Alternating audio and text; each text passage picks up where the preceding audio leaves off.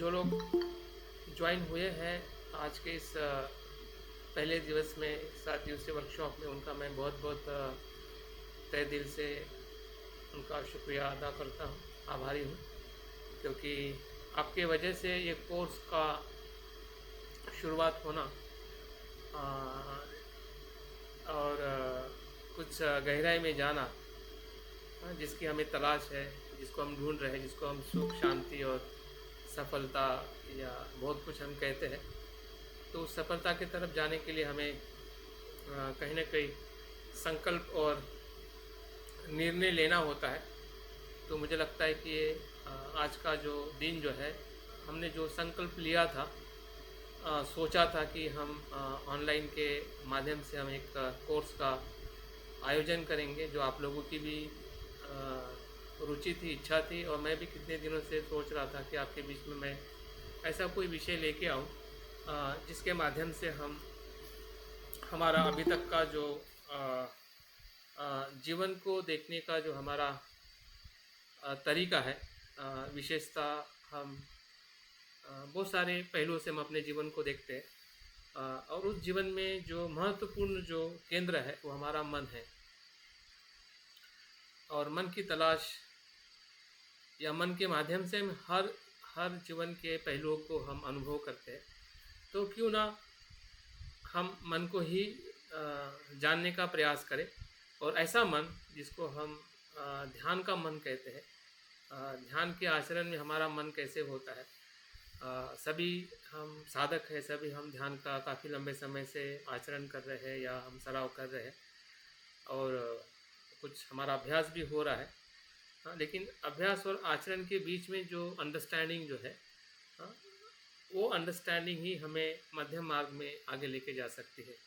अगर हमारा आचरण कितना भी अच्छा हो, अगर हमारे पास में जानकारी भी कितनी अच्छी हो, लेकिन जानकारी और आचरण का जो तालमेल जो है, वही हमारी सोच समझदारी, जिसको हम सम्यक दृष्टि कहते हैं, मध्यम मार्ग कहते हैं, उसके आधार पे ही हमारा सुख का मार्ग शुरू होता है। और जिस सुख की हमें तलाश है, उस सुख की दिशा में हम जा सकते हैं। तो मेरे लिए भी एक प्रकार से ये विषय के साथ में चैलेंज है। और जिस प्रकार से मैंने कुछ दिनों से या कुछ समय से मैं ध्यान का और गहराई से जानने का, समझने का जो मैं प्रयास कर रहा हूँ, और मुझे कुछ समझ में आ भी रहा है कि हम ध्यान जब करते हैं तो हमने अपने ध्यान में मन को कैसे देखना है और कैसे समझना है। और जब नहीं समझता है तो बहुत कुछ चीज़ें हमारे साथ में अस्पष्ट रहती है, और हम अपने किए हुए आचरण को या हमारे अनुभव को भी हम सही तरीके से दिशा नहीं दे पाते हैं। तो ऐसी बहुत सारी समस्या को आप लोग भी कहीं ना कहीं उस समस्या से गुजर रहे हैं, और मैं भी उस समस्या से अपने आप को देख रहा था और सोच रहा था कि इसको लेकर हमने अभ्यास करना चाहिए। और उसी का परिणाम है कि आज हम इस 7 दिवसीय ऑनलाइन वर्कशॉप में उपस्थित हुए हैं। तो मैं उम्मीद करूंगा आप सभी जितने लोग अगर बेड पर नहीं बैठे हैं, नहीं सोए हैं, तो आप ज़रूर अपने वीडियो को ऑन रखें। अगर कोई बीमार है या कुछ ज़्यादा शारीरिक अगर परेशान है और आप आराम करके सुन रहे हैं, तो वो अपने वीडियो को ऑफ रख सकते हैं। लेकिन बाकी सभी से मेरी रिक्वेस्ट है कि आप अपने वीडियो को ओपन रखें, ताकि मैं आपको देख सकूं। आप भी मुझे देख रहे हैं कि मैं आपके सामने जो बात कर रहा हूँ, तो वो आपकी और मेरी बात है, और इसलिए आपका होना और मेरा दोनों का होना बहुत ज़रूरी है। तो चलिए हम इस विषय के जो टाइटल आपने सुना है, पढ़ा है, जिसके कारण आपने इस कोर्स को ज्वाइनिंग किया है, तो है ध्यान का मनोविज्ञान। ये विषय ही बड़ा दमदार है और हमारे हृदय के पास में है, क्योंकि हम अनेकों बार मन और ध्यान, ध्यान और मन, इसके बारे में बहुत कुछ सुने हैं, अभ्यास किए हैं। और बहुत कुछ हमें समझ में आ रहा है और बहुत कुछ समझ में नहीं आ रहा है। जो समझ में आ रहा है वो हमारी प्रज्ञा है और जो समझ में नहीं आ रहा है वो हमारा अज्ञान है। तो अज्ञान और प्रज्ञा का ये द्वंद्व है और ये हमेशा रहेगा जब तक हम संपूर्ण प्रज्ञावान नहीं होते हैं। तो हमारा उद्देश्य संपूर्ण प्रज्ञावान होना है। लेकिन जो मार्ग जो है वो प्रज्ञा और अज्ञान के साथ चलता है। तो हमें अपने प्रज्ञा को भी देखना है कि हम कितना समझ रहे हैं और हमें अपने अज्ञान को भी पहचानना है कि हम कितना नहीं समझ रहे हैं, ताकि हम अपने ज्ञान को बढ़ा सकें और बढ़ाते बढ़ाते हम अपने पूर्णता की तरफ जा सकें। जिस प्रकार से चाँद धीरे धीरे खिलता है और फिर वो अमावस्या का दिवस पूर्णिमा के दिवस में संपूर्ण प्रकाश के रूप में उसका परिवर्तन होता है। और यही इस हमारे कोर्स का उद्देश्य है। अगर उद्देश्य की अगर मैं बात कर रहा हूँ, जो यहाँ पे मैंने लिखा हुआ है, आप खुद भी पढ़ सकते हैं और समझ सकते हैं कि ये हमारा एक प्रकार से की है, डायरेक्शन है। हमारा उद्देश्य क्या है? इस कोर्स को डायरेक्ट करने वाली ऊर्जा है।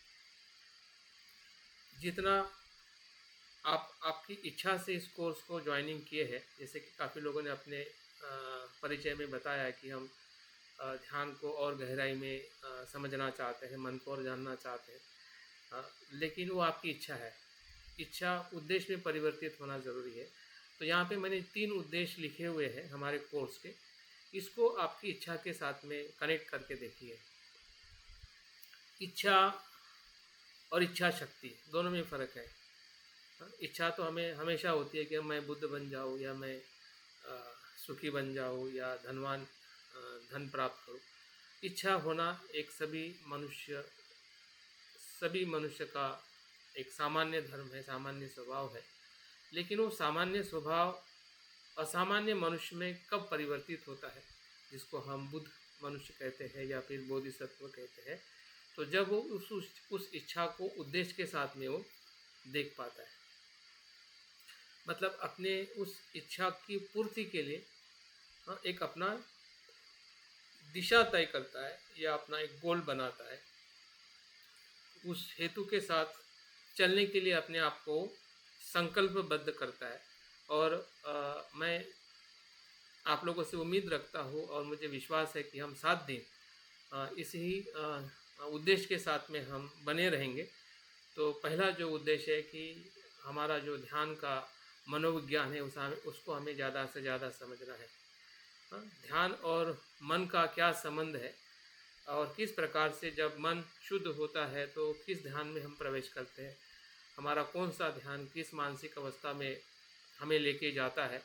तो इसकी जितनी जानकारी हमारे पास में है, उससे थोड़ा और आगे की तरफ जाने का हमें प्रयास करना है, समझने का हमें प्रयास करना है। और मैं आपको समझाने का प्रयास करूँगा कि भाई हमने किस प्रकार से इसको हमें देखना है।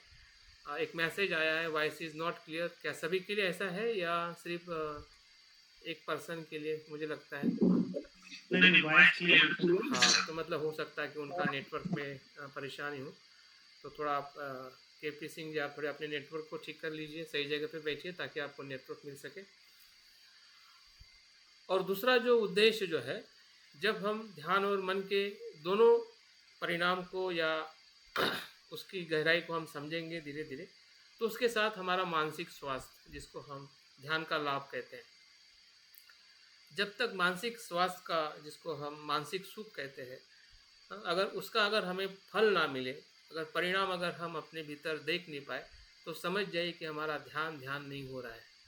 सीधा सवाल हमने अपने आप पे पूछना चाहिए और ध्यान को फिर से हमें एक नई दिशा से या नए प्रयासों से करने का हमने प्रयास करना चाहिए। जैसे कि हम किसी डॉक्टर के पास में जाते हैं और हमारी परेशानी वैसी ही रहती है और दूसरी परेशानी बढ़ जाती है, तो हम तुरंत डॉक्टर को कहीं ना कहीं दवाई बदलने के लिए कहते हैं या फिर हम डॉक्टर को भी बदल देते हैं और हम अपने परेशानी को सही तरीके से देखने का, समझने का प्रयास करते हैं। तो ध्यान भी एक प्रकार से दवाई है, मेडिसिन है, जो हमें बुद्ध से मिलते मिलते हमें बहुत सारे हमारे गुरुओं ने हमें देने का प्रयास किया है। हम सीखे हैं, लेकिन सीखने के बाद हम उसको कैसा इस्तेमाल सही तरीके से कर पा रहे हैं, नहीं कर पा रहे, ये हमारी कमज़ोरी है या हमारी अस्पष्टता है या हमारी एक प्रकार से देखने की और समझने की जो हमारी शक्ति है, हम उसका इस्तेमाल नहीं कर रहे हैं। हम वैसे ही ले रहे हैं जैसा उन्होंने बताया है शब्दों में, और उसी के आचरण के साथ हम आगे जाना चाहते हैं। तो कहीं न कहीं इसके कारण हम ध्यान करने के बाद में भी हमें मानसिक स्वास्थ्य लाभ नहीं हो पा रहा है। जैसे कि अगर हम सामान्य बात करें कि तनाव से मुक्त रहना, शांत रहना, हाँ, सरल रहना, हाँ, मैत्रीपूर्ण रहना, ये सभी उसके लाभ। और इस लाभ का हमारे स्वास्थ्य पे जब परिणाम होता है तो उससे सिर्फ शरीर ही स्वास्थ्य नहीं होता, मन ही स्वास्थ्य नहीं होता है, शरीर भी स्वास्थ्य होने लगता है। तो इसको भी हमें पहचानने की ज़रूरत है कि जैसा जैसा हमारा कहते हैं ना कि जब मन सुखी है तो शरीर निरोगी होता है। मन स्वास्थ्य तो शरीर स्वास्थ्य। अगर हमारा मन स्वास्थ्य है तो हमारा शरीर भी स्वास्थ्यता की तरफ हमने देखने का प्रयास करना चाहिए। अगर नहीं हो रहा है इसका मतलब हमें मन में ही कहीं ना कहीं, भावनाओं में ही कहीं ना कहीं हमारी गड़बड़ी है, और उसको सुधारने के लिए अगर हम ध्यान कर रहे हैं और नहीं सुधर रहा है, इसका मतलब यह है कि हम सही तरीके से ध्यान को समझ नहीं पा रहे हैं। और तीसरा और महत्वपूर्ण जो उद्देश्य जो है वो है विमुक्ति की तरफ ले जाना, निर्वाण की तरफ ले जाना। क्योंकि बुद्ध के ध्यान का आधार भले व्यवहारिक रूप में हमारे मन को एकाग्र और शांत करना हो, लेकिन उसका वो परम उद्देश्य नहीं है। हमारे ध्यान का परम उद्देश्य है कि हमें संसार से परमानेंट सुखी होना है, 100%। और 100% सुखी होना मतलब संसार के जाल से मुक्त होना है। यह मुक्ति का कम से कम पहला तो भी हमें अनुभव मिलना चाहिए मृत्यु के पहले, या हमारे ध्यान के माध्यम से, वो है श्रोतापन्न का अनुभव। तो उसकी कुछ झलक, हम ऐसा नहीं कह सकते कि कोर्स आपको श्रोतापन्न प्राप्त कराएगा, लेकिन श्रोतापन्न की एक झलक भी अगर मिल जाए, एक दिशा मिल जाए कि हाँ इस प्रकार से इसका सुख मुझे अनुभव होता है या मुझे दिखता है, समझ में आता है जब मैं ध्यान के गहराई में जाता हूँ। तो ये हमारी खुद की ज़रूरत है। इस कोर्स के माध्यम से हम इन 3 बातों को समझने वाले हैं, और इतना ही नहीं, इन 3 बातों को समझने के लिए हम एक ऐसे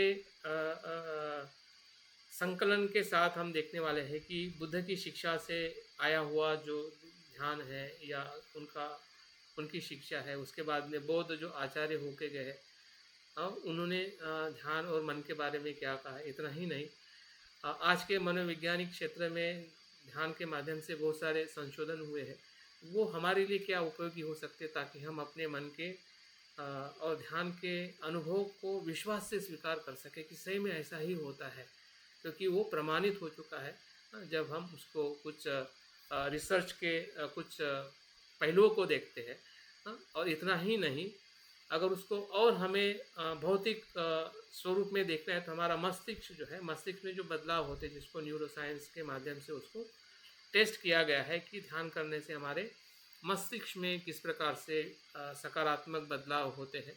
तो एक प्रकार से हमारा जो ये जो कोर्स जो है, हमें एक प्रकार से हमें बुद्ध से लेके आधुनिक जगत तक हमें ले जाने के लिए या समझने के लिए हमें मदद करने वाला है। तो जो हमारे विषय का जो टाइटल है मनोविज्ञान, उसको आज हम देखने वाले हैं कि मनोविज्ञान आज के परिप्रेक्ष्य में जिसे आधुनिक मनोविज्ञान के रूप में उसको कैसे देखा जाता है। जैसे कि बुद्ध ने अपने मन की खोज करके हमें जो निर्वाण का जो मार्ग दिया है, वो एक अपनी बहुत बड़ी खोज है बुद्ध की, इसलिए बुद्ध को मनोवैज्ञानिक जगत में पहले मनोवैज्ञानिक कहा जाता है। बुद्ध को प्रथम मनोवैज्ञानिक कहा जाता है, क्योंकि बुद्ध ही ऐसे इस संसार में व्यक्ति हुए हैं कि जिन्होंने पूरा उनका अभ्यास या उनका जो मार्ग है सुख को प्राप्त करने का या दुख से मुक्त होने का, पूरी तरह से मन पर आधारित है।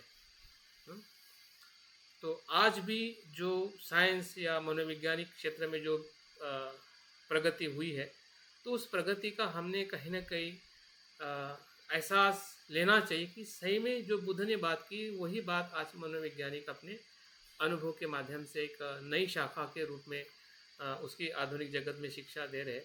तो हमारे लिए एक बहुत अच्छी उपलब्धि है। एक प्रकार से वो बौद्ध धर्म का ही काम कर रहे हैं। भले वो बौद्ध है या नहीं है, लेकिन उनके अभ्यास में, उनके प्रयोग में या उनमें उनसे जो होने वाले जो लाभ है, वो समाज और देश के सभी उन लोगों को मिलने वाले के जो मन से दुखी है। हाँ, और उस दुख से मुक्त होने के लिए जो बुद्ध की ध्यान परंपरा है, उसी का ही आधार लेके, उसी का प्रयोग करके आज पूरे मनोवैज्ञानिक जगत में मन का परिवर्तन कह सकते हैं या मन की जो गहराई को अपने मानसिक बीमारियों से मुक्त करने के लिए कैसे उसका उपयोग किया जाता है, वही मन का विज्ञान है। अगर यहाँ पे कुछ बातें अगर मैं जो इसमें स्लाइड में दी है, उसको थोड़ा पढ़ता हूँ और बाद में हम समझने का प्रयास करते हैं। और ये जो नोट्स जो मैंने बनाई है, बहुत सोच समझ के और आपको जो ज़रूरी हो सकता है या आपके काम में आ सकता है, ऐसी बातों का मैंने संकलन किया। इसको नोट्स के रूप में मैं आपको ग्रुप में देने वाला हूँ। इसमें इसलिए आपको ज़्यादा इसमें लिखने की ज़रूरत नहीं है, समझने की ज़रूरत है कि मैं यहाँ पे इसमें आपको क्या समझाने का प्रयास कर रहा हूँ और आपको क्या समझना है, ताकि आप सही अर्थ में आज जो हमारा पहला दिवस है और आने वाले जो भी कल सुबह है, ये शाम को हम फिर से उसके दूसरे पहलू को हम देखने वाले हैं। तो हम उस दिशा से जा रहे हैं या नहीं जा रहे हैं, जो हमारा उद्देश्य है। तो अगर मनोविज्ञान का अर्थ अगर हम देखते हैं, तो मनोविज्ञान वो विज्ञान है जो मानव एवं अन्य प्राणियों के मन, व्यवहार, विचार, भावना, प्रेरणा और मानसिक प्रक्रियाओं का अध्ययन करता है। और मुझे लगता है कि हम भी वही करते हैं। बुद्ध की शिक्षा में अगर हम अपने शील, समाधि, प्रज्ञा हो या कोई भी शिक्षा हो, हम अपने विचारों, भावनाओं को ही हम जानने का प्रयास करते हैं कि मेरा हिंसा ना हो तो मैं मैत्री करूँ, मेरी मुझसे चोरी ना हो और चोरी मैं ना करूँ तो मैं दान की भावना करूँ। तो ये जितने भी नकारात्मक भाव है और सकारात्मक भाव है, उसी का अभ्यास एक प्रकार से मनोविज्ञान के शाखा में या मनोविज्ञान की शिक्षा में किया जाता है। और इसका उद्देश्य ये है कि यह समझना कि मनुष्य क्यों और कैसे सोचता है, महसूस करता है, प्रतिक्रिया देता है और विभिन्न परिस्थितियों में व्यवहार करता है। तो आप देख सकते हैं और सोच सकते हैं कि जो मनोविज्ञान जिस परिभाषा और जिस उद्देश्य की बात कर रहा है, कहीं न कहीं हमारा भी जो आचरण जो है, एक बौद्ध या एक मनुष्य रूप में हम कहीं न कहीं इसी की खोज कर रहे हैं। और इसी खोज को एक सही तरीके से करना और गलत तरीके से करना, यही अज्ञान और प्रज्ञा का फ़र्क है। जो सही तरीके से करता है, वो विज्ञान बन जाता है, वो बुद्ध का मार्ग बन जाता है। और इसी ही जीवन के पहलुओं को गलत तरीके से देखना, गलत तरीके से सोचना, वही दुःख का मार्ग बन जाता है। तो दुःख और सुख, इसकी जो पहचान जो है, वही मनुष्य जीवन की पहचान है। मनुष्य अगर दुखी है तो वो उसके मन के कारण ही है। अगर मनुष्य अगर सुखी है या सुखी होगा तो वो मन के कारण ही हो सकता है। ये बुद्ध ने 2500 या आज 2600 साल या 2700 साल बुद्ध को होके गए। तो आज उसी ही बुद्ध के उसी ही वचन का एक नया स्वरूप है, जिसको हम मनोविज्ञान के रूप में हम देख सकते हैं। ताकि हम अपने आप को एक सिर्फ एक बौद्ध होने की जो परिभाषा जो है, उसको हमें विस्तारित करना है। क्योंकि बौद्ध मतलब कोई कमज़ोर व्यक्ति नहीं है, या कोई मतलब एक समाज का घटक नहीं है, एक सीमित व्यक्ति नहीं है, वो वैज्ञानिक है। अपने आप को हमने एक मनोवैज्ञानिक के रूप में देखना चाहिए। जब हम अपने आप को बौद्ध उपासक कहते, उपासिका कहते, साधक कहते, हम कोई सामान्य मनुष्य नहीं है। अगर हम सही में इस विषय का अगर अभ्यास कर रहे हैं और आधुनिक मनोविज्ञान के साथ में अगर अपने आप को आप जोड़ लेते हैं, भले हम मनोवैज्ञानिक इस विषय के अगर हम विद्यार्थी नहीं हैं, फिर भी हम वही अभ्यास कर रहे हैं। हो सकता है कि उससे भी बेहतरीन हम अभ्यास कर रहे हैं। अगर हम इस बात को जानते हैं और हमारे जीवन में उसका एक ग्रहणशील हो जाते कि हाँ, कनेक्ट हो जाते हैं। क्योंकि कोई भी ज्ञान जो है बुद्ध की शिक्षा से अलग नहीं है। सब ज्ञान की शाखाएं जो है बुद्ध की शिक्षा के साथ में जुड़ी हुई है। और आजकल जितनी भी शिक्षाएं समाज में या पूरे विश्व में दी जाती है वो एक दूसरे के साथ में इंटरग्रेट, हाँ, इंटर रिलेटेड करके अभी आजकल देने की प्रक्रिया होगी। आप देखते हैं कि इंजीनियर, हाँ, अभी साइंस साइंस इंजीनियरिंग हो गया, पॉलिटिक्स इंजीनियरिंग हो गया, मतलब ऐसे जो दो दो विषय जो है एक दूसरे के साथ में जोड़ के आजकल पढ़ाई को ज़्यादा इम्पोर्टेंट दिया जा रहा है। तो एक बौद्ध होने के नाते, अगर बौद्ध साधक होने के नाते हमने दो विषयों के साथ में ज़रूर जुड़ना चाहिए, भले आप उसके विद्यार्थी हो या ना हो। क्योंकि हमारा जो विषय जो है बुद्ध की शिक्षा जो है मनोविज्ञान के साथ में पूरी साथ जुड़ी हुई है। और दूसरा जो है जो न्यूरो साइंस है, जो हमारा ब्रेन का साइंस है, उसके साथ में जुड़ी हुई है। अगर हम इन दो विषयों के साथ में जोड़ के अगर हम अपने अनुभव को समझेंगे तो मुझे लगता है कि आज का जो हमारा सोचने का जो तरीका जो है, स्वीकार करने का तरीका जो, उसमें बहुत बड़ा कॉन्फिडेंस आ सकता है। क्योंकि कभी कभी हमें लगता है कि बुद्ध की बातें बहुत पुरानी लगती है और आधुनिक जगत में कुछ अलग बातें सुनते हैं, तो उसमें जो अलगाव जो है वो हमें सही दिशा नहीं देता है। हाँ? जितना आप अलगाव में रहोगे कि हाँ ये हमारे काम का नहीं, यही काम का है, तो उससे आप आने वाले जनरेशन के साथ में कनेक्ट नहीं हो सकते। जैसे कि आप देखिए कि आपके आने वाली जो जनरेशन जो है वो आपसे भी स्मार्ट है।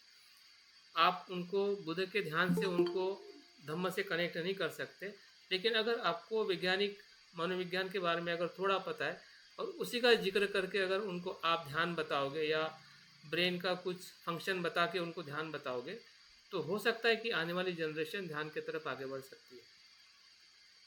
अगर हम आइसोलेट हो जाते हैं या एक पारंपरिकवादी हो जाते हैं कि नहीं मैं तो बौद्ध हूँ, मैं यही करता हूँ, यही करूँगा, मुझे इस बाकी विषयों के साथ में मुझे कुछ लेना देना नहीं है, तो मुझे नहीं लगता है कि हम आने वाले जो समाज की जो चुनौती जो है उसको हम फुलफिल कर पाएंगे या फिर हम उसमें सही में मदद कर पाएंगे। हाँ? ये तो एक तो वो हमें फेंक देंगे या हम उसको फेंक देंगे। हम साथ में ही रहेंगे लेकिन एक दूसरे से पूरी तरह से अलग रहेंगे। हाँ? क्योंकि हमने अपने आप को सीमित कर दिया। हमने ये देख नहीं पाए कि मनोविज्ञान का क्षेत्र जो है ये कितना महत्वपूर्ण है जब हम एक बौद्ध साधक के रूप में कोई भी ध्यान या अभ्यास करते हैं। तो यहाँ पे तीन जो महान जो मनोवैज्ञानिक होके गए हैं उनके अध्ययन में जो मन की जो परिभाषा है, वैज्ञानिक परिभाषा, वो क्या बताते हैं।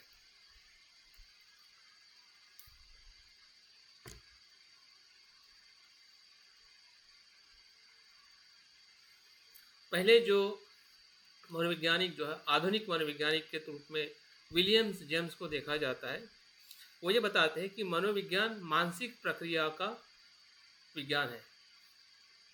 क्या कहते हो? मनोविज्ञान क्या है? मानसिक प्रक्रियाओं का विज्ञान है। मतलब जो हमारी चेतना जो है उसका प्रवाहित मानसिक प्रक्रिया, मतलब उसका प्रवाह में प्रवाहित रहना, यही मनोविज्ञान है। जो मन में जो कुछ भी घटना होती है उस घटनाओं का प्रवाह मतलब मन है या मनोविज्ञान है। और इस प्रकार की परिभाषा करके एक नई जो सोच जो है, क्योंकि उसके पहले कहीं ना कहीं मन के बारे में जो बाकी लोग उनके पहले जो भी मनोवैज्ञानिक हुए हैं वो इतने परफेक्ट और इतनी सूक्ष्म परिभाषा नहीं कर पाए। और ये परिभाषा करने का एक सबसे बड़ा कारण जो मुझे पढ़ने में वो समझ में आया है, आपको पता होगा कि जो हमारे अभी हमने इसी महीने में हमने अनागारिक धर्मपाल जी की जन्म जयंती मनाई। वे सबसे पहले अंतर्राष्ट्रीय जो धर्म परिषद शिकागो में हुई थी अमेरिका में, तो वहाँ पे वो 1894 में तब वो वहाँ पे गए थे। और वहाँ से जब वो वेस्टर्न लोगों के कांटेक्ट में आए, वैज्ञानिक मनोवैज्ञानिक और उस समय के फिलोसोफर, तो अनागारिक धर्मपाल जी के पास जो ज्ञान ध्यान का ज्ञान था या मनोविज्ञान का अभिधम्म का ज्ञान था, उससे सबसे पहली बार वहाँ के मनोवैज्ञानिक परिचित हुए और उसमें से विलियम जेम्स हैं।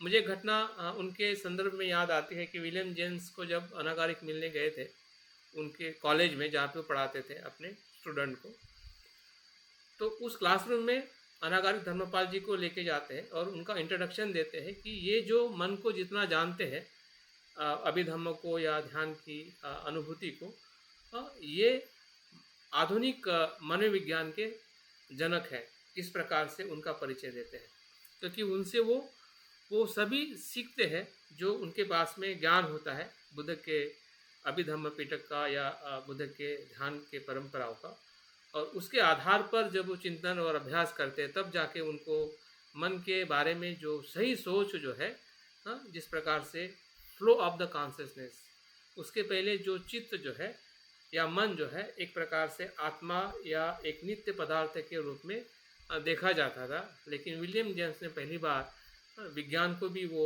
एक बहते हुए पानी की तरह प्रभात है, कंटिन्यूस फ्लो ऑफ कॉन्शियसनेस, इस प्रकार से मनोविज्ञान की परिभाषा करते हैं। और ये बुद्ध की सबसे मुख्य शिक्षा है। अगर हम आगे जब मन के बारे में, बौद्ध मनोविज्ञान के बारे में हम देखेंगे और उसका अभ्यास हम करेंगे, या हमें पहले से बुद्ध की शिक्षा के बारे में पता है कि शरीर जिस प्रकार से अनेक अंगों से बना है और वो निरंतर बदल रहा है, वैसे ही हमारी चेतना और चित्त भी है। उसमें भी बहुत सारे धर्म हैं या स्वरूप है, प्रक्रिया है कि जिसके कारण मन गतिशील और अपने प्रवाह में वो प्रवाहित रहता है। वो किसी भी जगह पे नित्य और स्थिर नहीं होता है। यही बुद्ध की विज्ञान या मन की परिभाषा है।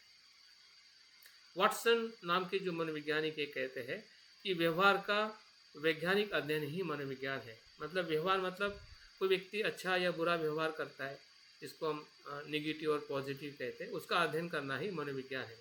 मतलब व्यवहार के पक्ष में ही उन्होंने अपने मनोविज्ञान की परिभाषा दी है।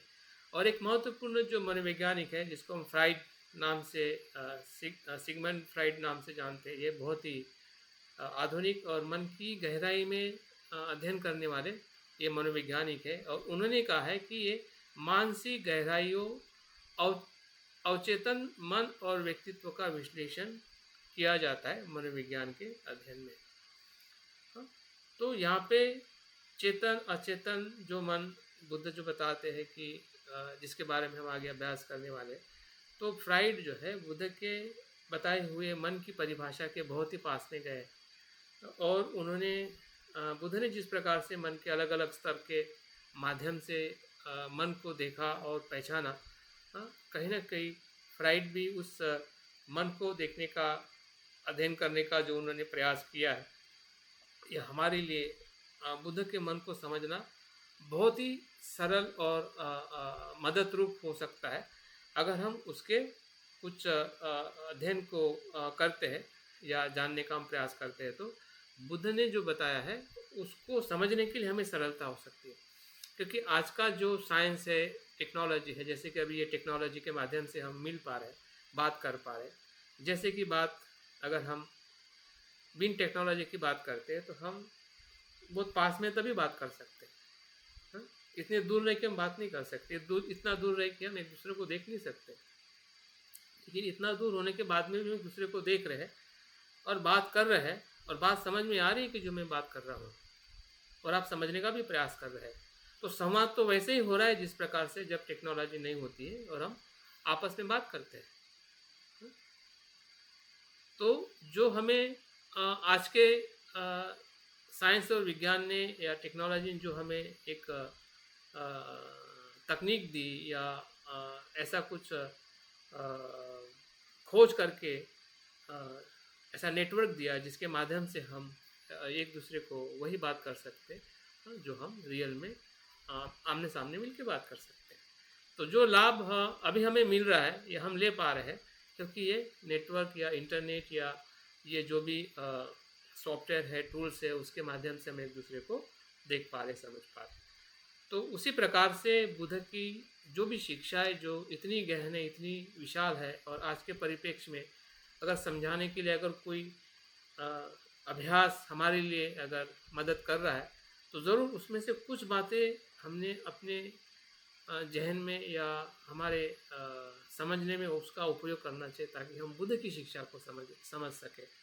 हमें आधुनिक मनोविज्ञान को गहराई में समझने की ज़रूरत नहीं है, लेकिन उसमें से कुछ चीज़ें ऐसी है कि जो हमें बुद्ध के बताए हुए मनोविज्ञान को समझने के लिए हमें मदद कर सकते हैं। जैसे कि बुद्ध के मनोविज्ञान को आधार लेके आज का मनोविज्ञान संशोधन कर रहा है,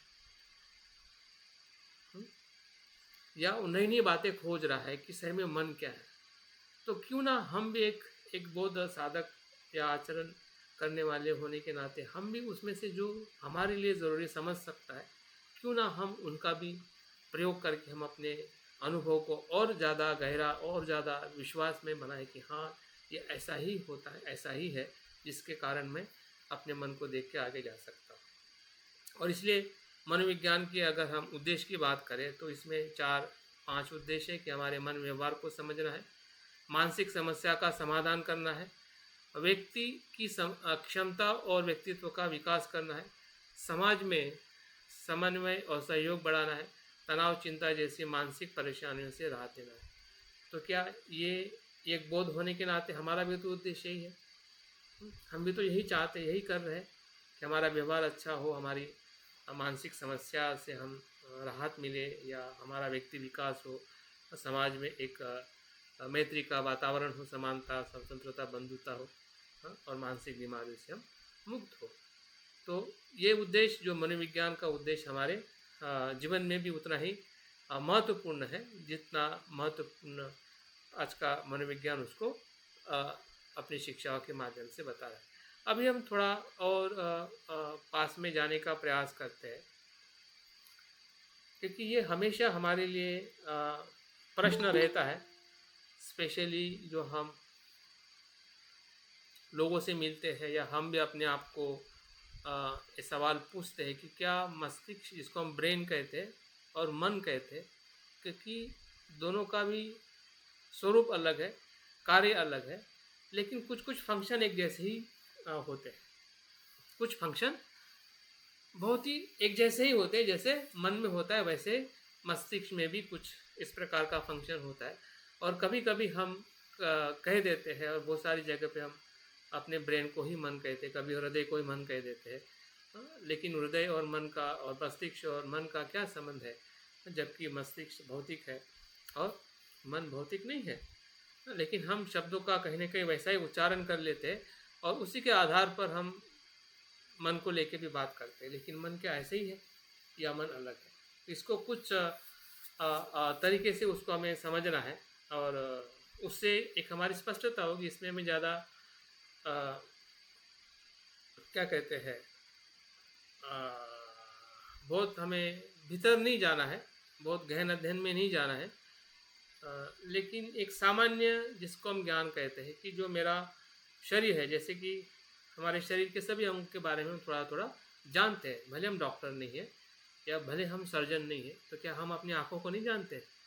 आँखें क्या है, कैसे करती है काम? नाक को नहीं जानते, हाथ पैर को नहीं जानते, हमारी धड़कन को नहीं जानते? जानते हैं, उतना तो हम जानते हैं, और जानने का हम प्रयास भी करते हैं कि मेरा शरीर कैसे काम करता है। तो जिस शरीर को नियंत्रण करने वाला जो महत्वपूर्ण जो केंद्र है या घटक है या ऑर्गन है, वो मस्तिष्क है। कि मेरा बोलना या मेरा चलना, मेरा हाथ पैर हिलाना या मेरा सांस लेना, मेरा हृदय चलना, या शरीर में जो कुछ भी गतिविधि होती है, खून का बहना या जो भी है, वो सभी किसके नियंत्रण में होता है? वो मस्तिष्क के नियंत्रण में होता है, ब्रेन के नियंत्रण में। जो हमारा नर्व सिस्टम है, वही पूरे हमारे सेंसेस को, जो भी हमें संवेदनाएं होती है, जैसे आप टच कर रहे हैं, मैं बोल रहा हूँ, वो शब्द आपका जो ध्वनि जो है आपके कान को टच कर रहा है, और वो टच करके वो आपका सेंसेशन जो मैसेज लेके जा रहा है ब्रेन में, वो ब्रेन के सेंसेशन से उस शब्दों को आप पहचान रहे हैं। अगर आपको परिचित है तो आपको अच्छा लग रहा है, परिचित नहीं तो थोड़ा कंफ्यूज हो रहे कि सर क्या कहना चाहते हैं, क्योंकि फर्स्ट टाइम वो इन्फॉर्मेशन आपके ब्रेन तक जा रही है, और ब्रेन के अंदर भी वो सर्कुलर हो रही है अलग अलग भागों में। जो भी उसका हिस्सा होगा समझने का और रिस्पॉन्स देने का या इमोशनली उसको रिएक्ट करने का, और बहुत सारी वहाँ की गतिविधियाँ जो है वो हमारे पूरे शरीर को, और साथ साथ में मन की कुछ विचारों को भी वो प्रभावित करती है। जैसे कि हमारा अगर पेट गड़बड़ है तो पेट में गड़बड़ है, लेकिन मन में भी गड़बड़ होने लगती है। अगर मन में कुछ गड़बड़ है तो हमारे पेट में भी गड़बड़ हो जाती है। इसका मतलब यह है कि पेट मन नहीं है, हाँ? मन तो कुछ अलग चीज़ है, लेकिन मन का जैसा भाव होगा वैसे ही पेट में कहीं ना कहीं परेशानी हमें होने लगेगी। और मन जैसे पेट में परेशानी होगी वैसे ही कहीं ना कहीं मन के भीतर भी भय, चिंता या फिर बहुत सारी चीज़ें हमारे मन में उत्पन्न होती है। वैसे ही अगर ब्रेन और मन के बारे में अगर हम देखें कि वो अलग अलग है, लेकिन फिर भी वो एक दूसरे का वो क्या है, इम्पैक्ट है, एक दूसरे से वो कनेक्ट है, एक दूसरे के प्रभाव में हमेशा वो व्यवहार करता है। अगर मन में अगर ज़्यादा डर, ज़्यादा भय आ जाता है तो ब्रेन स्ट्रोक हो जाता है, हाँ? ब्रेन हैमरिंग हो जाता है, हाँ? तो ये सभी बीमारियां कहाँ से आती है, हाँ? क्योंकि मन के साथ उसका वो कनेक्शन है, जिसके कारण ब्रेन पे बहुत सारे अटैक आ जाते हैं या फिर ब्रेन के साथ में हमारी इंजरी हो जाती है या समस्या आ जाती है। तो यहाँ पे कुछ शब्दों से हमें समझना है कि हमारा मस्तिष्क जो है, पहला जो उसमें स्वरूप जो है, वो क्या है, ये को फिजिकल अंग है, जैसे कि हाथ पैर या हमारा हृदय, उसी प्रकार का वो फिजिकल अंग है जो हमारी खोपड़ी के भीतर स्थित है। सभी का ब्रेन अपने पास में है, ठीक है। हाथ लगा के देखिए कि खोपड़ी जो है इसके नीचे ये ब्रेन है, ठीक है, हाँ? और ब्रेन को कैसे देखना है, कैसे समझना है, जैसे जैसे हम ध्यान के भीतर जाएंगे तो ज़रूर हमें हमारे ब्रेन के बारे में भी बहुत कुछ हमें समझ में आने लगेगा कि ब्रेन सही में क्या करता है और किस प्रकार से वो कार्य करता है। ये तांत्रिक तंत्र मतलब नर्वस सिस्टम का वो केंद्र है। नर्व सिस्टम का मतलब ये है कि जितने भी हमारी जिसको हम नर्व सिस्टम कहते हैं, उसको नाड़ियाँ बोलते हैं ना, हमारे पूरे शरीर में नाड़ियाँ है, हाँ? जैसे कि नाड़ियों को हम ऐसा कह सकते हैं कि जो पेड़ की जो अंदर का जो मूल जो होता है ना, वो पूरे जमीन में फंसा रहता है और हर पन्नों में, हर पत्तों में, हर डालियों में उसके भीतर से प्रवाह बहते रहता है पानी का, या उसके भीतर जो भी उसको जीवन सत्व चाहिए। वैसे ही हमारे पूरे ब्रेन से मस्तिष्क से लेकर पैर तक, अंदर और बाहर जितने भी ऑर्गन हैं, जितने भी हमारी प्रक्रिया घटित हो रही है, वो सब में नर्व्स कनेक्ट है। और नर्व्स के साथ में वो कनेक्ट है और ब्रेन उसका मुखिया है। ब्रेन के साथ उसका फंक्शन तय होता है, या वही फंक्शन वो करने का एक मुख्य केंद्र है जिसको हम ब्रेन कहते हैं। इसमें अरबों न्यूरॉन्स और न्यूरल नेटवर्क होता है। अरबों मतलब मिलियन, ट्रिलियंस, ट्रिलियंस, 100 ट्रिलियंस के आसपास इसमें न्यूरॉन्स मतलब सेल्स। जैसे बॉडी में हमारे सेल्स होते हैं, वैसे ब्रेन के सेल्स को न्यूरॉन्स कहते हैं, और उसमें एक नेटवर्क होता है। क्योंकि हमें ब्रेन को इसलिए समझना है क्योंकि अगर आपको मन के नेटवर्क को समझना है कि मन कितने चीज़ों के साथ में कनेक्ट हो सकता है, हाँ, तो हम ब्रेन एक भौतिक रूप में अगर थोड़ा भी अगर अब समझ में आ जाए कि ब्रेन किस प्रकार से अपने नेटवर्क के साथ में काम करता है, जिसके कारण हमारे शरीर में सब कुछ प्रवाहित होना, या हमारे भीतर में जो कुछ भी बदलाव हो रहा है, हाँ, या नियंत्रण हो रहा है, जिसमें इसमें कार्य के रूप में बताया गया कि शरीर को नियंत्रित करता है, जैसे कि मैंने इसके पहले बताया। स्मृति है, उसमें संवेदना है, भाषा है, सोच है, निर्णय है, भावना है, हाँ, और मोटर क्रिया है। मोटर क्रिया मतलब ऑटोमेटिक, हाँ, आपको सांस लेने के लिए सोचना नहीं पड़ता है, वो अपने आप आते रहता है। जो हमारा हृदय का स्पंदन हो रहा है उसके लिए कुछ आपको सोचना नहीं पड़ता है, हाँ? वो नर्व सिस्टम का ऑटोमेटिक प्रक्रिया है कि जो हमारे शरीर को करते रहती है, क्योंकि उसके साथ उसका कनेक्शन है। तो इस प्रकार से अगर मस्तिष्क को थोड़ा अगर हम देखते हैं कि हमारा मस्तिष्क कहाँ पे है और उसका कार्य क्या है, ताकि हम अपने मन के कार्य के साथ उसको जोड़ सकते हैं और हम अपने मस्तिष्क को क्या बोलते हैं, स्वास्थ्य बना सकते हैं। जैसे कि हम स्वास्थ्य बनाने के लिए हम बहुत सारे घटकों पे काम करते हैं। जैसे कि अगर हमें पैर में दिक्कत है तो हम पैर की एक्सरसाइज करते हैं, हाथ में दिक्कत है तो हाथ की एक्सरसाइज करते हैं। लेकिन ब्रेन का क्या, ब्रेन तो सबसे इम्पोर्टेंट ऑर्गन है, ब्रेन के साथ हम कैसे एक्सरसाइज कर सकते हैं?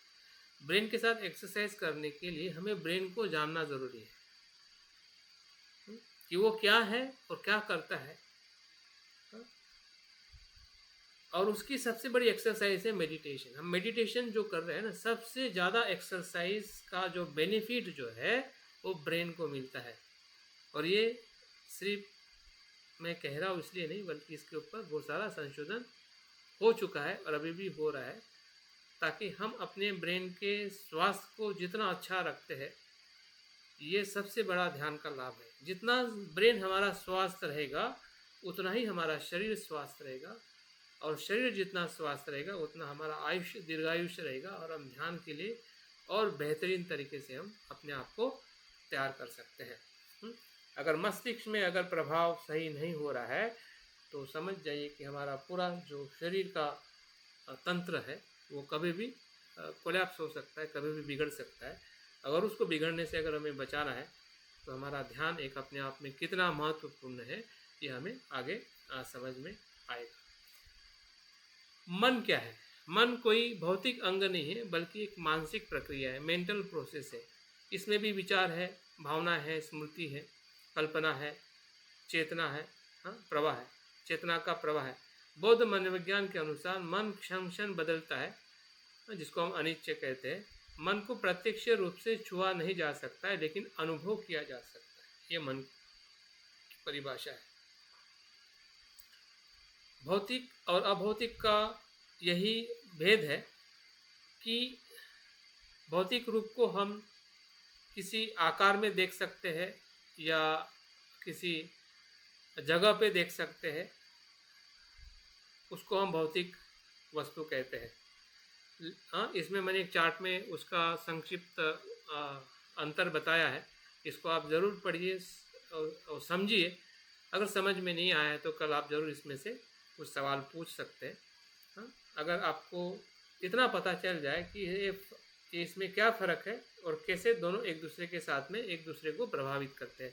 हमारा विषय यही है ब्रेन और मन को समझने का, कि भाई ब्रेन कहाँ पे है और क्या करता है, मन कहाँ पे है और क्या करता है, ठीक है, और दोनों का संबंध क्या है, जहाँ पे जब वो इकट्ठा आते हैं तो एक दूसरे को कैसे प्रभावित करते हैं। ये हमारा विषय, ये समझने का इतना ही उद्देश्य है। हमें बहुत भीतर जाके अगर आपको अभ्यास करना है तो ज़रूर आप कर सकते हैं, लेकिन मेरा जो आपका ध्यान इस विषय की तरफ लाने का एक ही कारण है कि हम अपने मनोविज्ञान को या मन के ध्यान के मनोविज्ञान को अगर हमें समझना है तो जो समझाने वाली जो जानकारी है जो हमें मनोविज्ञान और न्यूरोसाइंस से मिली है, तो उसका हमने आधार लेना चाहिए, ताकि बुद्ध के बताए हुए ध्यान के भीतर के अनुभव को हम बहुत अच्छी तरह से अपने मन से हम समझ सकते हैं। और यही हमारा इस पूरे कार्यशाला का उद्देश्य है कि हम ज़्यादा से ज़्यादा हम अपने मन के मनोविज्ञान को समझें। तो यहाँ पे बताया गया है कि स्वरूप, स्थान, अध्ययन, कार्य और परिवर्तन, ठीक है। तो मस्तिष्क के भीतर भौतिक स्वरूप है, जबकि मन अभौतिक है। मस्तिष्क का स्थान होता है पर्टिकुलर, जो हमारे खोपड़ी के अंदर है, अनेक कोशियों से बना हुआ है। अगर हम मन की बात करते हैं तो मन जो है चेतना का प्रवाह है, अनुभव में है, ठीक है। वो कोई फिजिकल खोपड़ी में या किसी जगह पे रुकने वाला मन नहीं है जिसको हम मन कहते हैं, वो चेतना का स्वरूप है। स्थान का अध्ययन का क्षेत्र जो है मन ब्रेन के साथ में न्यूरोसाइंस और जीवशास्त्र के साथ में जुड़ा हुआ है, जबकि अध्ययन का क्षेत्र जो है मन के लिए है मनोविज्ञान, दर्शन और बौद्ध चिंतन के साथ में जुड़ा हुआ है।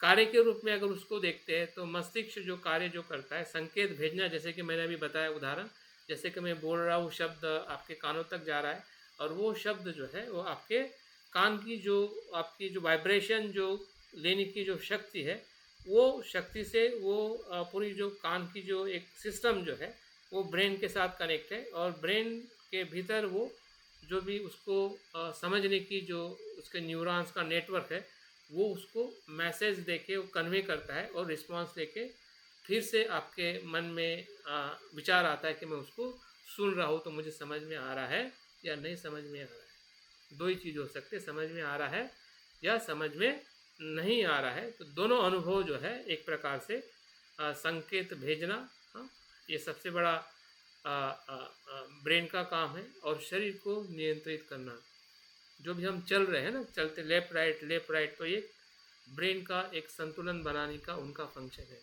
जिसका ब्रेन अगर इनबैलेंस होता है या किसी चीज़ में टकरा जाता है या उसमें हैमरिंग होता है, तो उसका संतुलन अपने आप बिगड़ने लगता है या बिगड़ जाता है। हमने ऐसे बहुत सारे बीमारी या उदाहरण देखे हैं। मन का जो कार्य है, सोचना है, भावना, निर्णय लेना, आत्मा अनुभव या खुद का अनुभव या बुद्धत्व का साक्षात्कार, ये हमें मन के कार्य में हमें देख सकते हैं। परिवर्तन में ब्रेन कब बदलता है या हम बदलाया जा सकता है, उस पर काम किया जाए, जब ब्रेन पे चोट लगती है या कोई बीमारी होती है, तब मस्तिष्क में कुछ बदलाव किए जाते हैं या उसमें कुछ सर्जरी करके उससे उस बीमारियों से हम दूर हो सकते हैं।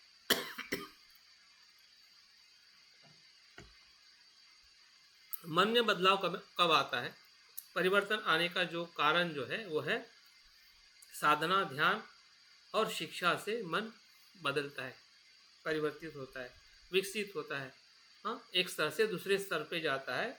इससे साधना करने से, जो हम ध्यान करते हैं, या शिक्षा लेने से, या ऐसे कोई अभ्यास के माध्यम से मन विकसित होता है। इस प्रकार से हमने अपने ब्रेन को और मन को इतने शब्दों में भी अगर हम थोड़ा उसको समझ सके, तो मुझे लगता है कि आने वाले समय में जो कुछ इसका हम अभ्यास करेंगे वो हमें बहुत कुछ देकर जाएगा।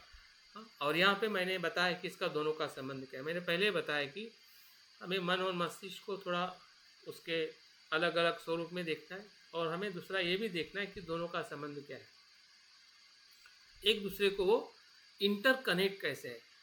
अभी इंटरकनेक्ट ये अपने आप में प्रतीत समुत्पाद है। अगर बुद्ध की शिक्षा में देखें कि कोई भी अस्तित्व, कोई भी चीज़, कोई भी घटना अपने आप में इंडिपेंडेंट नहीं है, स्वतंत्र नहीं है। स्वतंत्र भले दिखती है, लेकिन स्वतंत्र वो नहीं होती है उसके आंतरिक स्वभाव में या उसके इनसाइट में। तो भले मन कितना भी बड़ा हो, लेकिन वो हमेशा शरीर के साथ में ही उसका एंगेजमेंट रहता है, जिसको हम मन कहते हैं। जिसको मन को जो 5 जो हमारे स्कंद है, रूप, वेदना, संज्ञा, संस्कार और विज्ञान, तो ये 5 स्कंदों से ही हमारा नाम रूप बनता है, जिसको हम शरीर और मन कहते हैं। और दोनों जो है एक दूसरे को हमेशा वो इंटरेक्शन में रहते हैं। जहाँ जहाँ पे भी मन है वहाँ वहाँ शरीर है, जहाँ जहाँ शरीर है वहाँ वहाँ मन है। तो दोनों का जो संबंध जो है, यही संसार के अस्तित्व का आधार है, जिसको हम संसार कहते हैं, जिसको हम ब्रह्मांड कहते हैं, या जिसको हम विश्व कहते हैं। तो इस प्रकार से इंटरकनेक्शन जो एक हमारा महत्वपूर्ण जो सिद्धांत या बुद्ध की जो शिक्षा में हम देखते हैं, तो उसी के आधार पर इसका संबंध जो है बहुत ही महत्वपूर्ण है। ऐसा बताया जाता है, या ऐसा ही है कि वो दोनों जो है अभिन्न है, लेकिन अलग अलग स्तर, मस्तिष्क और मन गहराई से जुड़े हैं। उसकी अभिन्नता जो है ये दर्शाती है कि वो अलग अलग होते हुए भी वो एक दूसरे के साथ में जुड़े हुए हैं। मस्तिष्क के बिना मन की अभिव्यक्ति असंभव है, लेकिन मन केवल मस्तिष्क तक ही सीमित नहीं है। मस्तिष्क जो है वो मन की अभिव्यक्ति करता है, लेकिन मन केवल मस्तिष्क तक ही सीमित नहीं है। मन जो है द्वेष करते करते संसार को नष्ट करने की उसमें ऊर्जा आ सकती है, नकारात्मक। मन मैत्री करते करते संसार को बचाने की उसमें ऊर्जा आ सकती है। तो मन जो है मस्तिष्क से अनेक गुना या अनेक सीमाओं से ऊपर है, ऊपर जाने की संभावना रखता है, जिसको हम मन कहते हैं। लेकिन मस्तिष्क की अपनी सीमा है। लेकिन मस्तिष्क भी एक प्रकार से मन के अनुभव को ही वो अभिव्यक्त करता है। जैसे कि हमें डर लग गया, तो मन में अगर डर आता है, तो मस्तिष्क में भी कोई प्रकार का संवेदना होती है, या किसी जगह पे उसका परिणाम होके वो शरीर के माध्यम से उस डर को अभिव्यक्त करता है। तो इस प्रकार से दोनों का संबंध बहुत ही गहरा है, और वो किस सीमा तक है और किस सीमा से मन बाहर जाता है जाने की उसकी संभावना है, इस दोनों बातों को हमें समझने की ज़रूरत है। कार्य कारण संबंध है दोनों में। जब मस्तिष्क में बदलाव होता है, जैसे एक स्ट्रोक आना या चोट होना, तो मन प्रभावित होता है। जब मन में बदलाव होता है, जैसे कि ध्यान, शिक्षा, भावनात्मक अगर हम ध्यान करते हैं, तो मस्तिष्क की संरचना पर भी बदलाव होता है। और आजकल ये मनोवैज्ञानिक या न्यूरो साइंस में ये संशोधन हो चुका है कि अगर ध्यान कोई व्यक्ति करता है कुछ समय से, तो उसके भीतर जो मस्तिष्क के भीतर जो न्यूरोप्लास्टिसिटी जो है या संरचना जो उसमें भी बदलाव होने की ऐसे बहुत सारे अनुभव आए हैं या संशोधन हुआ है कि ब्रेन की संरचना भी बदली जा सकती है ध्यान करने से। तो इस प्रकार से जो हमारे मस्तिष्क पे भी जो मन का या ध्यान करने से जो बदलाव हो रहा है, ये हमारे लिए सबसे बड़ी एक उपलब्धि है। अगर हम सही में ध्यान कर रहे हैं और हमारी न्यूरोप्लास्टिसिटी बढ़ रही है या उसमें बदलाव आ रहा है, तो ये हमारे ब्रेन का सबसे बड़ा स्वास्थ्य है। यह सबसे बड़ी एक प्रकार से हमारे लिए उपलब्धि है कि हमारा मन अच्छा होने से या ध्यान के प्रभाव में आने से हमारा जो मस्तिष्क है तंदुरुस्त हो रहा है। और उस तंदुरुस्त मस्तिष्क से हमारे जीवन में, हमारे शरीर में जो भी हमें लाभ मिलने हैं या मिलने की जो संभावना है, उसके हम हकदार हैं अगर हम सही अर्थ में ध्यान को और मन को मस्तिष्क को समझ लें। बौद्ध जो दृष्टिकोण जो है, मन, शरीर और मस्तिष्क के सहारे कार्य करता है। मन क्या करता है? बुद्ध धर्म क्या कहता है कि हमारा मन जो है वो शरीर और मस्तिष्क के सहारे कार्य करता है। लेकिन मन स्वयं एक प्रवाह है जो केवल भौतिक अंग तक ही सीमित नहीं है। बौद्ध धर्म में भी ऐसा ही कहा गया है और मनोवैज्ञानिक जगत में भी ऐसा ही कहा गया है कि वो एक दूसरे के साथ में जुड़े हुए हैं, एक दूसरे के साथ में वो उसका संबंध है, लेकिन मन हमेशा मस्तिष्क से असीम है। मस्तिष्क जैसा नहीं है, ब्रेन जैसा नहीं है। वैसे ही बौद्ध धर्म में भी कहा गया है कि हमारे सभी कार्य जो है वो शरीर और ब्रेन से ही होते हैं, लेकिन वो मन के प्रभाव में आकर होते हैं। मन उसमें मुख्य है, जो हमारे ब्रेन में या मस्तिष्क में जो कुछ भी बदलाव होता है, उसी बदलाव के आधार पर हमारे शारीरिक कर्म होते हैं। तो इस प्रकार से इसको अगर कुछ शब्दों में समझा जाए कि मस्तिष्क जो है एक प्रकार से हार्डवेयर है और मन जो है सॉफ्टवेयर है। जो आधुनिक जो कुछ भी हम समझ पाते हैं, जैसे कि हमारा मोबाइल है, उसमें मोबाइल जो है वो एक प्रकार से हार्डवेयर है और मोबाइल के भीतर जो भी ऐप्स है या जो फंक्शनिंग है या जो सॉफ्टवेयर है वो हमारा मन है। मस्तिष्क साधन है तो मन उसका उपभोग करता है। ध्यान और साधना से हम अपने मन को प्रशिक्षित करके मस्तिष्क के न्यूरल पैटर्न तक बदल सकते हैं। ये सबसे बड़ी खोज है और हमारे लिए एक बौद्ध साधक होने के नाते ये सबसे बड़ी हमारे लिए उपलब्धि है। अगर हम सही में अगर ध्यान को गहराई में कर रहे हैं और हमें ये समझ में आ रहा है कि हमारा मस्तिष्क किस प्रकार से बदल रहा है, तो हमें ये भी समझ में आ सकता है कि मन की अवस्थाएं जो है उसको किस प्रकार से पहचान में हमें लेकर आनी है और किस प्रकार से हमारे मानसिक अवस्थाएं बदलने से हमारे मस्तिष्क के संरचना में या मस्तिष्क की जो कुछ भी मर्यादा है उसको होने वाली जो हानि जो है उससे हम बच सकते हैं। हमारे मस्तिष्क को हम तंदुरुस्त रख सकते हैं। अगर मन तंदुरुस्त है तो मस्तिष्क भी तंदुरुस्त होगा और अगर मस्तिष्क तंदुरुस्त है तो हमारा स्वास्थ्य और हमारा शरीर भी तंदुरुस्त रहेगा। अगर हमारा शरीर और मन तंदुरुस्त है तो निर्वाण को प्राप्त करना हम सभी के लिए बहुत ही आसान है, संभव है। अगर हमारा मस्तिष्क और शरीर अगर तंदुरुस्त नहीं रहता है अधिक समय तक, तो निश्चित ही है कि हम इच्छा तो करते हैं कि हमें निर्वाण को प्राप्त करना है, लेकिन निर्वाण को प्राप्त होने के लिए हमारे पास में शरीर और मस्तिष्क का अगर बल नहीं रहेगा तो हमारी सिर्फ इच्छा ही रहेगी। वो इच्छा कभी भी उद्देश्य में परिवर्तित नहीं हो पाएगी, क्योंकि हमारी कमजोरी ही इतनी बड़ी रहेगी कि हमारी इच्छा धीरे धीरे लुप्त हो जाएगी और हम भूल जाएंगे कि हमें हमारे जीवन में हमें क्या प्राप्त करना था।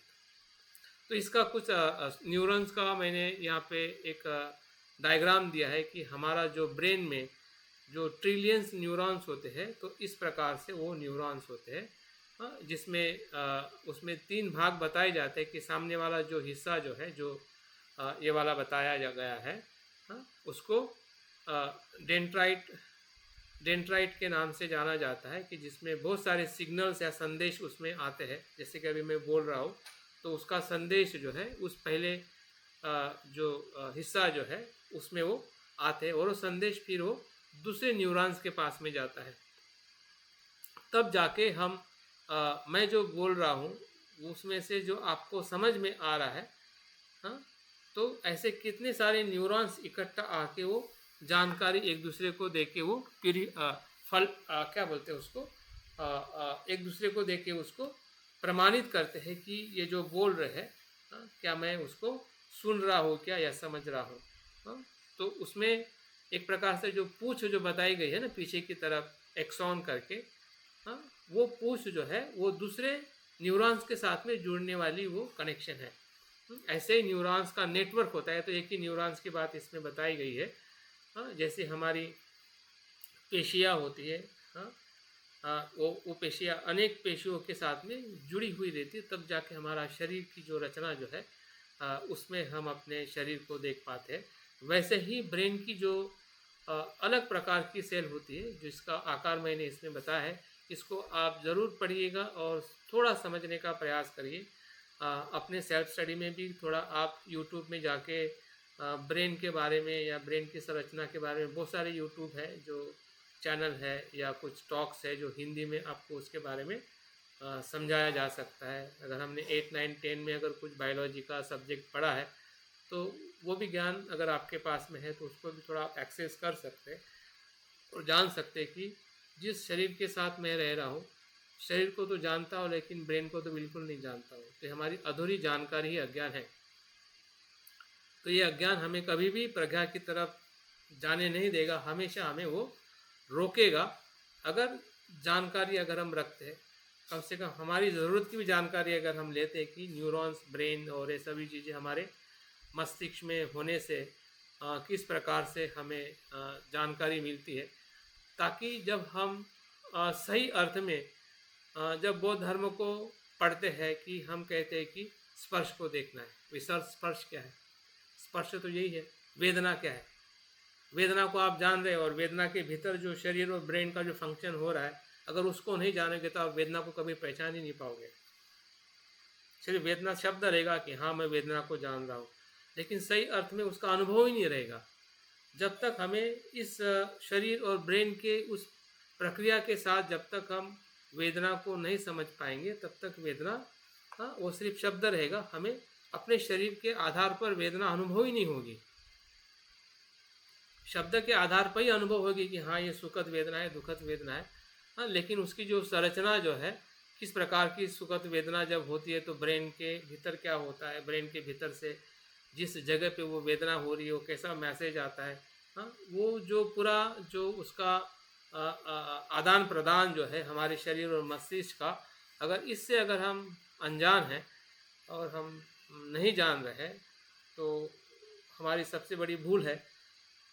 हम डायरेक्ट मन को जानना चाह रहे हैं, लेकिन मन के साथ जुड़ी हुई जो अनुभूति अगर नहीं जानेंगे तो मन को भी नहीं जान पाएंगे। अगर मन को जानना है तो स्पर्श को जानना ही पड़ेगा। अगर स्पर्श को जानना है तो आपके 6 इंद्रियों और विषयों को जानना ही पड़ेगा। अगर 6 विषय अगर इंद्रिय को नहीं जानोगे तो आपको स्पर्श कभी समझ में नहीं आएगा कि स्पर्श क्या है।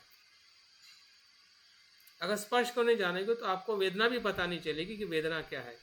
और वेदना को जानने के लिए हमें ये न्यूरॉन्स और हमारी जो शरीर की जो संरचना जो है ब्रेन के साथ, हाँ, किस प्रकार से कार्य करती है, ताकि हम अपने मन के गहराई को हम समझ सकें। यहाँ पे कुछ बातें मैंने लिखी है कि उसकी संख्या 86 मिलियंस न्यूरॉन्स हमारे शरीर में होती है, हाँ, और जो शरीर का जो न्यूरॉन्स का जो उदाहरण हमने देखा था, उसमें जो 4 हिस्से जो बताए जाते हैं कि संदेश प्राप्त करना, मैसेज समझना, संदेश को आगे भेजना और दूसरे फ़ोन तक पहुंचाना। अगर इसका उदाहरण दिया गया है, अगर समझने का इसमें सरल उदाहरण दिया है कि हमारी सेल्स क्या करती है, न्यूरॉन्स क्या करती है। उदाहरण के तौर पे आपको कोई संदेश भेज रहा है, और आपको प्राप्त हुआ है। जैसे कि मैं शब्द बोल रहा हूँ, आपको प्राप्त हो रहा है। ये प्राप्त होने के बाद में आपके ब्रेन का दूसरा काम स्टार्ट होता है अंदर ही नेटवर्क में, वो मैसेज को समझना कि मैं क्या बोल रहा हूँ। और जैसे आपको समझ में आ रहा है तो संदेश वो और आगे भेजता है वो। मतलब वो संदेश आपके लॉन्ग मेमोरी में चला जाता है कि हाँ सर जो बता रहे हैं ना कि ऐसा है। वो आपकी एक समझदारी बन जाती है। और जब समझदारी बनती है तो अगर मैं आपको पूछूं कि भाई आपने क्या सुना, क्या समझा, तो आप तुरंत उसका जवाब दोगे कि हाँ सर आपने ये जो बताया था ये मुझे समझ में आया। अगर आप बताने में अगर सक्षम नहीं हो रहे, इसका कारण ये है कि आपके भीतर जो न्यूरॉन्स का नेटवर्क जो है वो टूटा हुआ है। आप सुन तो रहे हैं लेकिन मैसेज को आप समझ नहीं रहे। नहीं समझने के कारण वो आपके लॉन्ग मेमोरी में जा नहीं रहा है, जिसको हम स्मृति कहते हैं। अगर स्मृति अगर नहीं बढ़ती है तो क्या होगा कि जब आपको पूछा जाएगा या नहीं भी पूछा जाएगा, अगर आपको फिर से उसका अगर इस्तेमाल करना होगा कि इसको मुझे कैसे इस्तेमाल करना है, अगर स्मृति में नहीं होगा तो आपको फिर से उसको इस्तेमाल करना आपके लिए कठिन हो जाएगा। अभी मैं क्या करूँ। तो ये न्यूरॉन सिस्टम का एक अपना फंक्शन है जो हमें ध्यान में या मन को जानने के लिए जो हमें बुद्ध ने बताया है कि स्मृति हो, स्मृति आने से हमें धम्म विचय होता है, धम्म विचय आने से जो हमारी क्या कहते हैं वीर्य बढ़ता है, वीर्य बढ़ने से हमारी समाधि बढ़ती है। तो ये सप्त बोधांग के भीतर जब हम प्रवेश करते हैं तो ऐसा ही तो होता है। स्मृति का मतलब ही है कि सजगता की जो आपके आसपास में घटित हो रहा है, उसके संवेदना को पहचानना, मतलब उनके संदेश को प्राप्त करना। और संदेश प्राप्त करने के भीतर जो हमारा न्यूरो सिस्टम जो है वो कैसे वर्कआउट हो रहा है, किस प्रकार से हमारे ब्रेन में भी इस प्रकार का सेंसेशन होने से ही हमारे शरीर की वेदनाओं के साथ में हम अपने मन से जागरूक होकर वहाँ से हमारा जो संवेदना वेदना के साथ हम उसको संज्ञा देते हैं, जिसको हम विचार कहते हैं। क्योंकि हम जो अभ्यास करने वाले हैं वो इसी ही क्षमता में हमें प्रवेश करना है कि हमारा विचार क्या है। 5 हम ध्यान अंगों के बारे में अभ्यास करने वाले, वितर्क, विचार, प्रीति, सुख और एकाग्रता, ये मन का ही विज्ञान है। अभी हमें वितर्क विचार ही नहीं समझेगा तो प्रीति सुख आगे की अवस्था कैसे हमें समझ में आएगी। तो इसलिए वो समझने के लिए हमें थोड़ा ये जो बैकग्राउंड हम सीख रहे हैं या समझने का जो प्रयास कर रहे हैं, ये हमारे लिए बहुत ही महत्वपूर्ण है, ताकि हम आने वाले दिनों में हम अपनी पूर्व तैयारी अच्छी तरह से करके अगर हम आगे बढ़ते हैं तो आप प्लीज़ अपने माइक को म्यूट कर लीजिए। बार बार आप माइक को क्यों ओपन कर रहे हैं पता नहीं है। एसपी सिंह जी, आप माइक को क्यों ओपन कर रहे हैं? मैं आपको म्यूट कर रहा हूँ, प्लीज़ म्यूट बनाए रखें।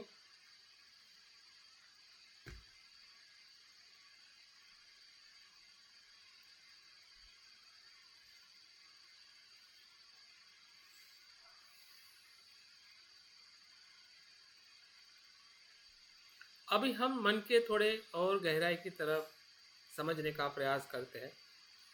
जैसे कि मैंने 3 विज्ञान की जो बात कही थी, फ्राइड, जो सिगमंड फ्राइड सबसे महत्वपूर्ण हमारे लिए मनोवैज्ञानिक है, जिनके अभ्यास से हमें 3 स्तर, मन के 3 स्तरों की बात वो करते हैं। ये इसलिए हमारे लिए उदाहरण लेना ज़रूरी है क्योंकि जब हम अपने बौद्ध दर्शन के आधार पर जब मन का अभ्यास करेंगे तो उसमें भी इस मन को समझने का हमें मौका मिलेगा कि बुद्ध भी इसी प्रकार से मन की बात करते हैं कि हमारा एक जागरूक मन होता है, एक सुप्त मन होता है और एक हमारा अजागरूक मन होता है। उसी प्रकार से सिगमंड फ्राइड ने भी अपने अभ्यास में ये 3 प्रकार के मन की बात की गई है, जिसमें हम कॉन्शियस माइंड कहते हैं, जो वर्तमान में जागरूक हिस्से में जो हम सोचते हैं, बोलते हैं, समझते हैं, वो हमारा जागरूक मन है जो हमें इंद्रियों से अनुभव होता है।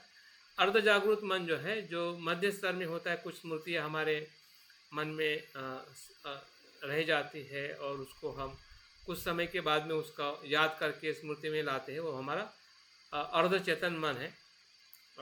और जो उससे भी आगे का जो हमारा मन जो है वो अचेतन मन है, जिसको हम संस्कार स्टोर करने वाला मन कहते हैं, जिसको हम आगे जब हम बौद्ध दर्शन के आधार पर जब मन को देखेंगे उसमें हम ज़्यादा और गहरा अभ्यास करेंगे। लेकिन यहाँ पे हम यही समझाने का या समझने का हमें प्रयास करना है कि आधुनिक मनोविज्ञान ने भी मन को जिस प्रकार से समझाया है, वो बताते हैं कि जैसे कि हिमालय हिमखंड होता है, या मतलब बर्फ़ का पहाड़ होता है जो समंदर में, हाँ, वो जितना ऊपर हमें दिखाई देता है उससे डबल गुना भीतर छुपा हुआ रहता है। हाँ, तो ऐसा ही हमारा मन है।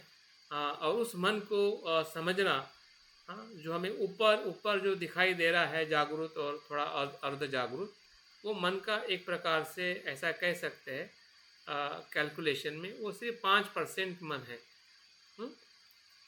कितना परसेंट? सिर्फ 5% है। हाँ, जिस मन को हम नहीं देख पा रहे हैं, नहीं समझ पा रहे, वो 95% मन है। हाँ, तो इस प्रकार से बौद्ध मनोविज्ञान और जो आधुनिक मनोविज्ञान के अगर उद्देश्य में अगर हम देखते हैं, यहाँ पे कुछ मैंने कंपेरेटिव एक स्टेटमेंट या टेबल दिया है कि उद्देश्य के रूप में अगर बौद्ध मनोविज्ञान की हम बात करें तो दुख से मुक्त होना और निर्वाण को प्राप्त करना है, और फ्राइड या आधुनिक मनोविज्ञान के अनुसार मानसिक रोगों का उपचार है। उनका बहुत मर्यादित उद्देश्य है जो मनोवैज्ञानिक क्षेत्र में जो अभ्यास करते हैं। बौद्ध धर्म में मन की जो प्रवृत्ति है वो क्षणिक प्रवाहित है, और जो वैज्ञानिक इसमें उसको ईगो और सुपर ईगो के ढांचे में उसको देखा जाता है। बौद्ध मनोविज्ञान का जो स्तर जो है चित्त और चैतसिक और अविद्या के स्तर पे बताया जाता है। इसमें कॉन्शियसनेस और अनकॉन्शियस माइंड के तौर पे दिखाया जाता है। बौद्ध मनोविज्ञान में कारण के तौर पे अज्ञान, लोभ, द्वेष, मोह बताया जाता है, जबकि आधुनिक मनोविज्ञान में दबी हुई जो इच्छाएं जो है, सुप्त इच्छाएं को संघर्ष या मनोविश्लेषण या स्वप्न का मनोविश्लेषण के रूप में उसको बताई जाती है। उपचार के रूप में बौद्ध विज्ञान में ध्यान या स्मृति या नैतिकता के आचरण के बारे में बात की जाती है, जबकि आधुनिक मनोविज्ञान में उसका विश्लेषण कैसे करें, उसके ऊपर उसका अध्ययन किया जाता है। अगर लक्ष्य की हम बात करते हैं तो बौद्ध मनोविज्ञान में प्रज्ञा और निर्वाण का लक्ष्य है, और जबकि आधुनिक मनोविज्ञान में स्वास्थ्य, व्यक्तित्व और संतुलन का लक्ष्य है। तो इस आधार पे हम देखते हैं कि आज का जो मनोविज्ञान जो है, भले उसकी जो उपचार करने की पद्धति या उसका क्या कहते हैं, उसका जो कारण जो है वो अलग अलग हो सकता है, सामान्य हो सकता है उनका कारण। हमारा कारण बहुत महत्वपूर्ण है, हमारा उद्देश्य महत्वपूर्ण है, उनका उद्देश्य सामान्य स्वास्थ्य और मानसिक विकारों से मुक्त होना, समस्याओं से मुक्त होना हो सकता है, हमारा निर्वाण प्राप्त करना हो सकता है। लेकिन फिर भी वहाँ पे भी मानवीय मनुष्य का ही मन का अभ्यास किया जाता है। हम भी मानवीय मनुष्य का ही अभ्यास कर रहे हैं, हम भी मनुष्य हैं, हमें भी बहुत सारे मानसिक तौर पे हम भी काफ़ी कमज़ोर रहते हैं, हमें मानसिक स्वास्थ्य की ज़रूरत है। और मानसिक स्वास्थ्य के लिए बुद्ध की शिक्षा के जैसा कोई उपाय नहीं है, फिर वो नैतिकता का आचरण हो, मैत्री का आचरण हो या ध्यान का आचरण हो। तो आचरण के माध्यम से हम अपने उपचार को किस प्रकार से अच्छा कर सकते हैं या हो सकता है, जिसके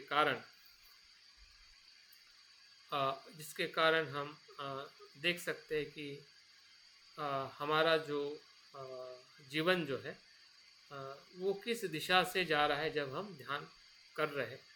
तो अंतिमता मैं और बातें ज़्यादा न करते हुए अगर मैं इस स्लाइड को बता के मैं अपनी बात को पूर्ण करने वाला हूँ कि मनोवैज्ञानिक उपचार में ध्यान की क्या भूमिका है आधुनिक जगत में।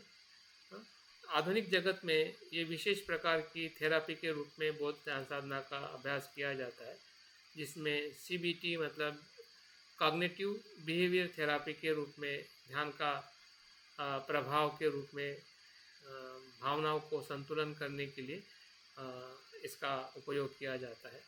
दूसरा जो ध्यान का उपचार है वो माइंडफुलनेस बेस्ड स्ट्रेस मैनेजमेंट या तनाव मुक्त करने के लिए ये ध्यान साधनाएं बताई जाती है।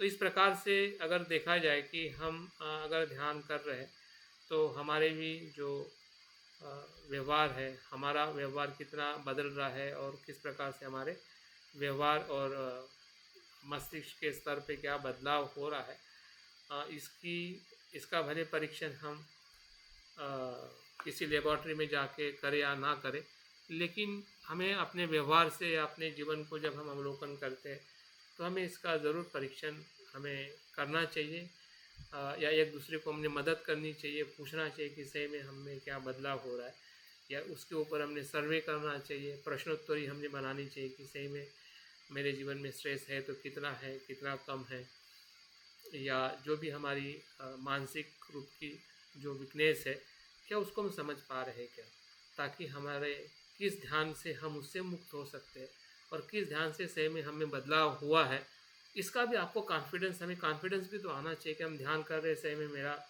द्वेष कम हुआ है, या फिर मेरी भय कम हुआ है, मेरी चिंता कम हुई है, मेरा प्रेशर कम हुआ है, मेरा ये कम हुआ है। अगर जब तक हमें विश्वास नहीं होगा तो हम ध्यान करते करते रहेंगे और बीमारी वैसी बढ़ती बढ़ती रहेगी। तो इसका कुछ मतलब कनेक्शन नहीं दिखाई दे रहा है, और कनेक्शन नहीं होगा तो निश्चित ही उसका परिणाम भी हमें उस दिशा में लेके नहीं जाएगा जिस दिशा में हम अपने ध्यान को लेके जाना चाहते हैं। अंतिमतः आज के वर्ग में या आज के हमारी जो पहली जो क्लास है कि मनोविज्ञान को हमें आधुनिक जगत के संपर्क में जो कुछ भी खोजें हुई है, संशोधन हुआ है, उसका हमें अपने आध्यात्मिक अभ्यास में स्पेशली हम जो इस कोर्स को एक दोनों प्रकार का हमें टच देना है कि एक टच यह है कि हम अपने आध्यात्मिक जीवन में कैसे आगे जाए, लेकिन आध्यात्मिक जीवन में आगे जाने का सबसे बड़ा जो आधार है वो हमारा मानसिक संतुलन है, हमारा बिहेवियर है, या हमें जो अपने बिहेवियर में जो समझदारी है वो विकसित करने की, सही में मेरा बिहेवियर किससे बदला, कौन से ध्यान से बदला, किस प्रकार से बदला, ताकि आप किसी को जब बताओगे ना उदाहरण के तौर पे, तो लोग सही में स्वीकार करेंगे कि हाँ सही में इसका बदलाव हुआ। नहीं तो आप कितना भी बदलते रहोगे, ध्यान करने से ये होगा, वो होगा, ऐसा होगा, वैसा होगा, तो उसमें हमारा खुद का कुछ अनुभव हम उसको पूरी तरह से बता ही नहीं पा रहे कि सही में ऐसा कुछ हुआ है। और ऐसा कुछ होता है जब अनुभव हम लेते हैं तो हमारे ब्रेन में इस प्रकार से बदलाव होता है, इस प्रकार से इसका संशोधन आज के इस वैज्ञानिक जगत में हुआ है। जब तक आप लोगों को एविडेंस नहीं बताओगे अपना खुद का और कुछ इसके उपयोग में जो लोग उपयोग करके उसका बेनिफिट ले रहे हैं, तब तक जो सामने वाला व्यक्ति जो है वो ध्यान करने में क्यों आगे आएगा, या हम भी कैसे आगे जाएंगे। अभी यहाँ तक तो आ गए ध्यान तक, लेकिन ध्यान से आगे जाना हमारे लिए सबसे बड़ा चैलेंज है। अगर उस चैलेंज को अगर हमें लेना है तो हमें कुछ ना कुछ उसकी भीतर में जो कुछ भी बदलाव हो रहा है या बदलाव होने वाले जो भी एविडेंस है या संशोधन है या ऐसी कुछ शिक्षा है, उसका आधार लेके हमने अपने आप को और बेहतरीन करने की कोशिश करनी चाहिए, ताकि हमारा आने वाला जो ध्यान का जो अनुभव जो है वो हमें सही तरीके से ऊंचे और गहराई में ले जाने के लिए हमें मदद कर सके। तो मुझे लगता है कि आज जो समय जो आप लोगों ने दिया है और मैंने भी जो बात बताई है कि मनोविज्ञान एक अपने आप में बहुत बड़ा विषय है, और ये कितना भी विषय बड़ा हो लेकिन बौद्ध साधक के लिए ये जीवन का केंद्र है। बाकी जो बौद्ध जो लोग मनोविज्ञान का अभ्यास करते हैं उनके लिए मन केंद्र नहीं है, उनका खुद का मन केंद्र में नहीं होता है, उनका जो अभ्यास बताया जाता है वो केंद्र में होता है। हमारे केंद्र में हमारा मन है, क्योंकि हम हमारे मन का अध्ययन कर रहे हैं। मनोविज्ञान जो अभ्यास करता है औरों के मन का अभ्यास करता है, वो खुद के मन का अभ्यास उतना नहीं कर पाता है जितना उसने करना चाहिए। तो यही दोनों में फर्क है। मैं एक निवेदन कर रहा था सर। हाँ जी। तो ठीक है, मैं यहाँ पे मैं अपनी बात को पूरी करता हूँ, और फिर आपके तरफ से जो भी सूचना है या जो आपका जो भी आज के इस मंतव्य का जो भी आप लोगों का अभिप्राय हो आप दे सकते सभी पार्टिसिपेंट का स्वागत करते हुए और